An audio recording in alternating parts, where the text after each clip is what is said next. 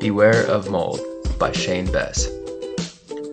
In this project, we will be exploring food mold and conditions that can affect mold growth. Have you ever seen a moldy piece of bread? Molds are a natural part of the environment and can be found almost anywhere moisture and oxygen are present.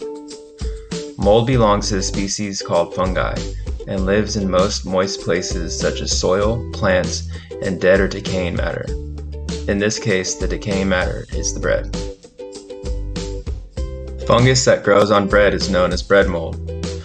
Bread mold grows by absorbing nutrients like sugars, starches, and proteins from the bread. Here is a close-up of the structure of fungi. Do you see the bulb-like structures? That's the sporangium. This is where the spores are formed.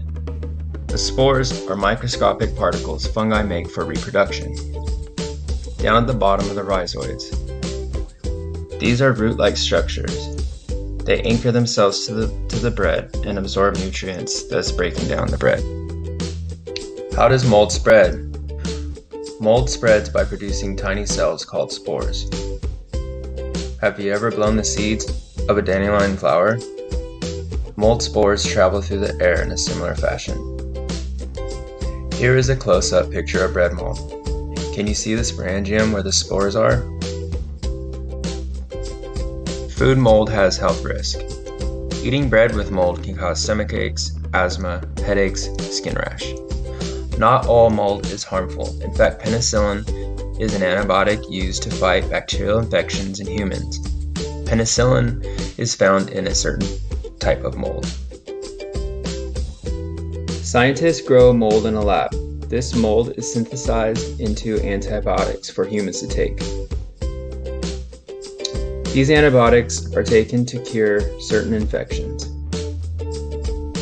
Now it is time to put our simple bread mold experiment together. Here is a list of our experiment supplies.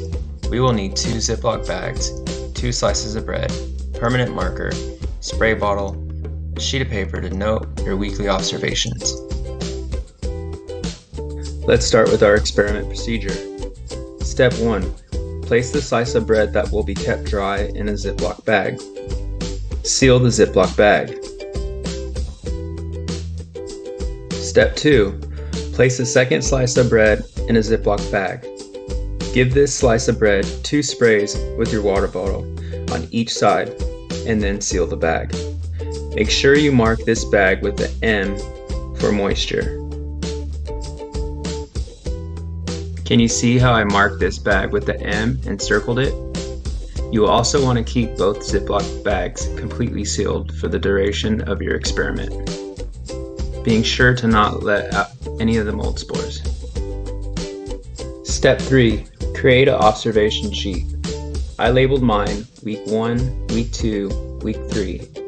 I also put dry bread and moist bread.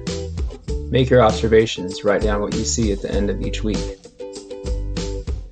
What are your predictions? Which slice of bread will grow mold faster? What other conditions affect mold growth? What do you think would happen if you did the same experiment, but this time placed 1 slice of bread in a sunny area and 1 slice of bread in a dark closet? Conclusion. And this is the end of the slideshow.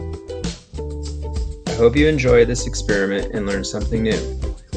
Let's make sure we keep the Ziploc bags completely sealed. Remember, mold can cause different irritations. Take care.